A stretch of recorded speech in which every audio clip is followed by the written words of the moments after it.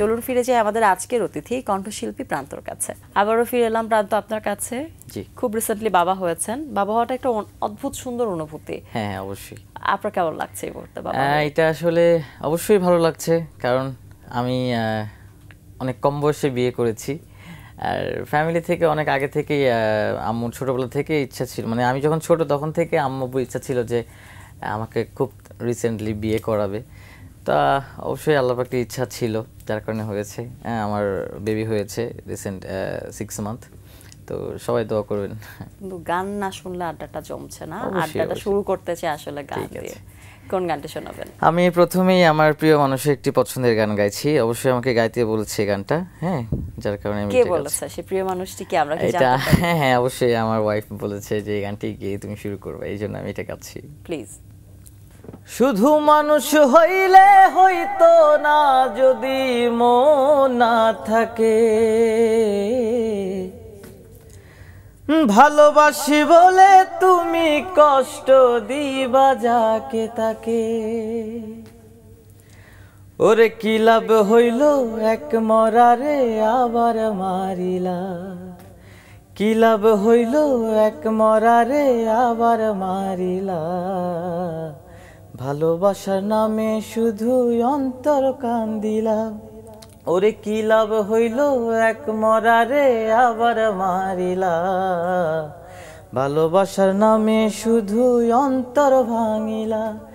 শুধু মানুষ হইলে হইতো না যদি মন না থাকে, ভালোবাসি বলে তুমি কষ্ট দিবা যাকে তাকে। ওরে কি লাভ হইল এক মরারে আবার মারিলা, কি লাভ হইল এক মরারে আবার মারিলা, ভালোবাসার নামে শুধু অন্তর ভাঙিলা। ওরে কি লাভ হইল এক মরারে আবার মারিলা, ভালোবাসার নামে শুধু অন্তর ভাঙিলা। খুব রিসেন্ট গান এটি? না, এই গানটি পারভেজ ভাইয়ের গান। আমার রিসেন্ট একটি গান বের হচ্ছে যেটার নাম হচ্ছে সুখ। আমি বলেছিলাম এর আগে যে আমার একটি গান আসছে, গান একটু তখন তো বন্ধ ছিল গান, যার কারণে কাজ করতে পারিনি। তো রিসেন্ট একটি গান আসছে, নাম হচ্ছে সুখ। তো অবশ্যই এটা একটা সারপ্রাইজ, আমি এখন এটা গাবো না, এটা অবশ্যই জীবনের সুখী সময়ে আছেন, সুখের গান গাইছেন, সেই গানটা সারপ্রাইজ হিসেবে আমাদের জন্য আসছে। অপেক্ষায় থাকলাম আমরা। প্রান্ত, একটা রিয়েলিটি শোর মাধ্যমে আপনার এই মিউজিক ইন্ডাস্ট্রিতে আসলে পেশাদার হিসেবে পা রাখা। মিউজিক ইন্ডাস্ট্রিতে তো আসলে অনেকেই আছেন রিয়েলিটি শো থেকে এসেছেন এবং বীর দর্পে কাজ করে যাচ্ছেন এখন, কিন্তু বর্তমান সময়ে এই সংখ্যাটা অনেক কমে গেছে। আপনার কি মনে হয় টিকে থাকার দৌড়টা কেন এত কঠিন হয়ে যাচ্ছে? আসলে আমি মনে করি যে গান অবশ্যই একটা সাধনার জিনিস, গানটাকে সাধন করতে হবে। অনেকে আজকে আমি দেখি যে ইউটিউবে অনেকেই আছে, অনেক ভাইরাল হচ্ছে আর্টিস্ট, এদের মধ্যে অনেকেই আছে, আমি নাম বলতে চাই না, আমি ছোট মানুষ যদিও, আমি যতটুকু বুঝি এদের মধ্যে অনেকেই আছে যারা আসলে গানটা আসলে ওইভাবে ছোটবেলা থেকে শিখে আসে নাই। হ্যাঁ, আর আমরা তো ছোটবেলা থেকে আসলে গানের মধ্যে গান করছি, কিন্তু আসলে এটা একটি ভাগ্যেরও ব্যাপার আছে। কেননা আমার ফেস ভ্যালুটা যদি দর্শককে দেখাইতে না পারি, বা এটা আমার দায়িত্ব যে আমি কিভাবে মানুষের কাছে রিপ্রেজেন্ট করব আমাকে। হ্যাঁ, আসলে এইভাবেই আসলে যাত্রাটা হয়ে যায় মানুষের। তো এইভাবে আস্তে আস্তে মানুষ উপর দিকে উঠে যায়। আপনার প্রিয় সঙ্গীতের ধারা কি আসলে ফোক? ছোটবেলা থেকেই ফোক গানটা খুব পছন্দ করি এবং আমার ইচ্ছা যে ফোক নিয়ে কিছু কাজ করা। আমি সবসময় ম্যাক্সিমাম টাইম আমি ফোক গানটাই বেশি করি, সব জায়গায়, সব প্রোগ্রামে বলেন বা আদার্স কোথাও গেলে আমি ফোক গানটাই বেশি করি। গানের সাথে আরো কিছু করার ইচ্ছে আছে কিনা? গানের পাশাপাশি অবশ্যই কিছু করতে চাই। আসলে গানের পাশাপাশি আমার একটা ছোট একটা ব্যবসা আছে, আমার বাবার একটা ছোট একটা ব্যবসা আছে। আমি ওই ব্যবসায় আসলে কিভাবে বড় করা যায় সেদিকটা প্ল্যান করছি সামনে। তো অবশ্যই আমার বাবা মার একটা ছেলে, হ্যাঁ, যার কারণে অবশ্যই আমার একটা দায়িত্ব আছে। সেই দায়িত্ব থেকে আমি বলতে চাই যে আমি তাদের ব্যবসাটা আর কি, ব্যবসার হালটা আমি ধরতে চাই শেষ দিকে গিয়ে। বর্তমানে ব্যস্ততা কি নিয়ে যাচ্ছে? বর্তমানে নতুন সংসার জীবন, মিউজিক নিয়ে। আমি মাঝখানে বলেছি যে আমি মাঝখানে অনেকদিন যাবত অনেকটা গ্যাপ ছিল আমার, গ্যাপের কথা বলছিলেন একবার। তো আমি এখন একটু মিউজিক নিয়ে একটু বেশি সময় দিচ্ছি। গ্যাপটা কেন পড়েছিল? আমি মাঝখানে অ্যাক্সিডেন্ট করি, হ্যাঁ, আমি বাইক অ্যাক্সিডেন্ট করেছিলাম। তো তারপরে বাইক অ্যাক্সিডেন্টের পরে আমার জ্বর হয়েছিল, সে জ্বরে টাইফয়েড হয়েছিল, তারপরে আমার গলায় ইনফেকশন হয়েছে, মানে সব একসাথে তখন আর কি আমার প্রবলেমগুলো একসাথে শুরু হয়, জ্বর, টাইফয়েড এবং আমার ভয়েসে ইনফেকশন হয়েছিল, যার কারণে অনেক দিন আমি একটু কথাবার্তা একটু আস্তে বলতাম বা গান থেকে একটু বিরতি নিতে হয়েছিল আমাকে। আচ্ছা, এখন আশা করি সুস্থ হয়েছেন, আরো সুস্থতার মাধ্যমে মানে মিউজিকের পথে আপনার সমৃদ্ধি আসবে, শুভকামনা থাকবে। একটু জানতে চাই স্টেজে পারফরমেন্স কেমন করা হচ্ছে, স্টেজে যাওয়া হয় কিনা নিয়মিত? জি, আমি স্টেজ প্রোগ্রাম করছি নিয়মিত। আমার রিসেন্ট একটি প্রোগ্রাম ছিল আমার হোম ডিস্ট্রিক্ট বগুড়াতে, রিসেন্ট একটি প্রোগ্রাম ছিল বিয়া মডেল স্কুলে। যখন অডিয়েন্সের কাছাকাছি যাওয়ার সুযোগ হয়, মানে মঞ্চে পারফর্ম করলেই তো অডিয়েন্সের খুব বেশি কাছে যাওয়ার সুযোগ হয়, তখন তারা কি ধরনের গান শুনতে চায়? অডিয়েন্স তো অনেক রকম থাকে, অনেকের ফোক গান পছন্দ, অনেকের ব্যান্ড গান পছন্দ, তো সব মিলেই একটা স্টেজে উঠলে সব মিলেই আর কি সব ধরনের গান গাইতে হয়, তখন মানে সবার মন রক্ষাতে সব ধরনের গান গাইতে হয়। আর আমি স্টেজে উঠলে বেশিরভাগ ফোক গানটা বেশি গাই। রিকোয়েস্টে থাকে অনেকের, ইয়াং জেনারেশন রিকোয়েস্ট থাকে, যেমন যদিও বাচ্চু স্যারের গান রিকোয়েস্ট থাকে, জেমস স্যারের গান রিকোয়েস্ট থাকে, তখন আর এগুলো গান করা হয় আর কি স্টেজে। প্রিয় সঙ্গীত শিল্পী কে আপনার?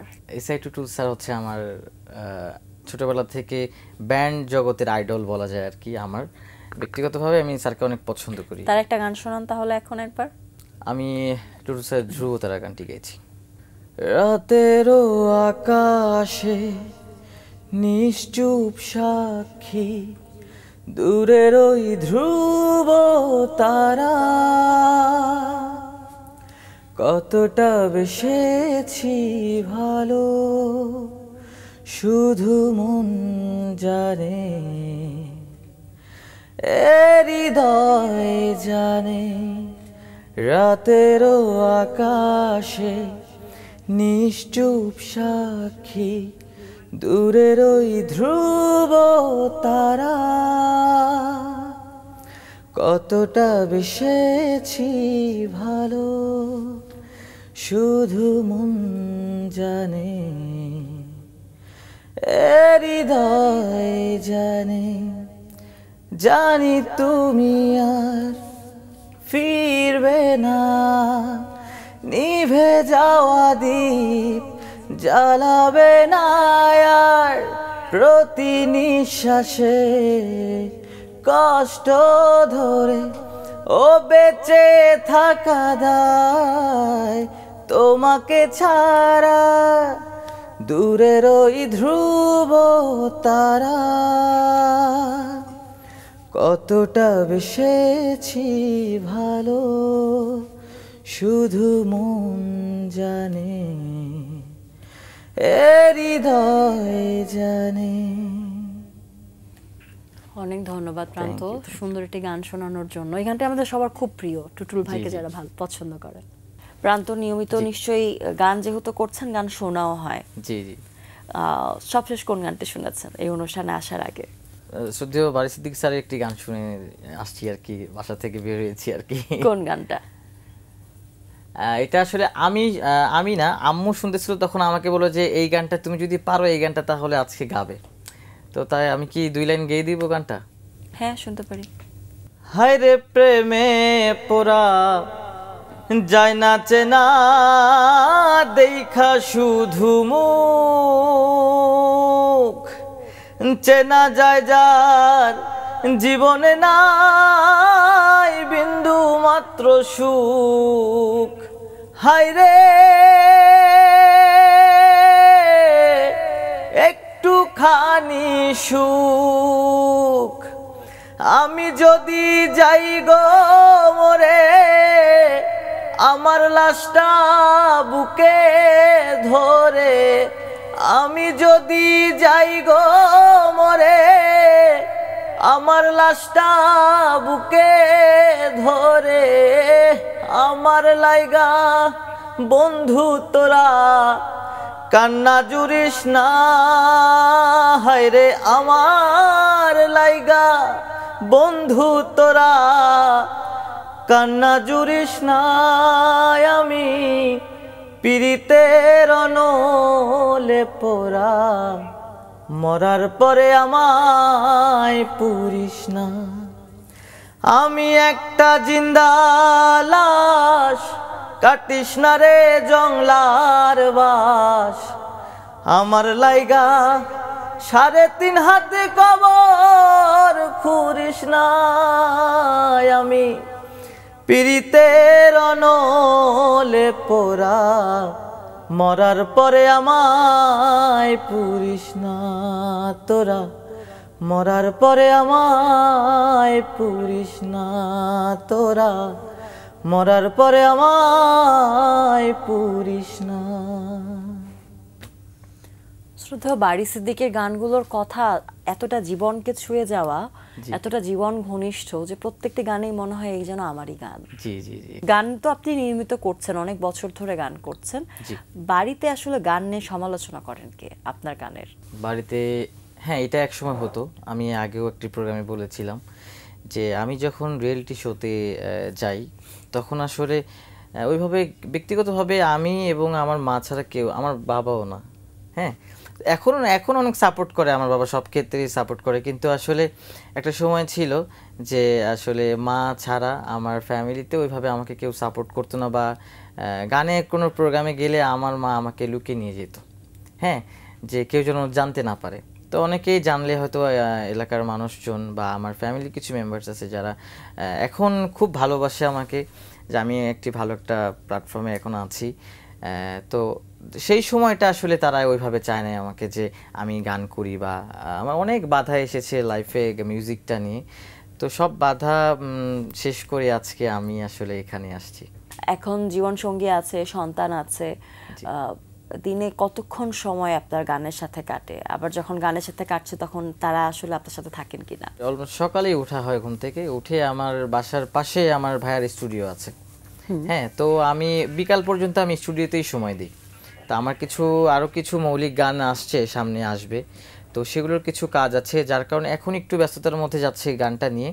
আমি একটু স্টুডিওতেই বেশি সময় দিচ্ছি, আর স্টুডিও থেকে আমি বিকালের মধ্যে বাসায় চলে আসি, তখন আর কি বাবুকে সময় দিতে হয়, ফ্যামিলিকে তখন আর কি সময় দিই। অনেক ধন্যবাদ প্রান্ত, আপনার জন্য অনেক অনেক শুভকামনা থাকবে। আপনাকে অসংখ্য ধন্যবাদ।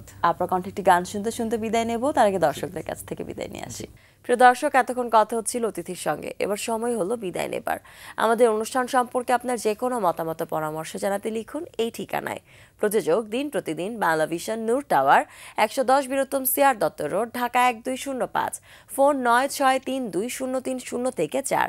আমাদের ইমেল অ্যাড্রেস dinprotidin@banglavision.tv। কথা সাহিত্যিক হুমায়ুন আহমেদের একটি উক্তি বলে বিদায় নেব আজ। তিনি বলেছেন, জীবন সহজ নয়, জটিলও নয়, জীবন জীবনের মতো, আমরা একে সহজ করি, জটিল করি। প্রিয় দর্শক, সবাই ভালো থাকুন, সুস্থ সুন্দর থাকুন। আজকে 8টা দিন সবার জন্য শুভ ও কল্যাণময় হোক। এবারে গান। শ্রদ্ধেয় কুমার বিশ্বজিৎ স্যার একটি গান গেয়েছি।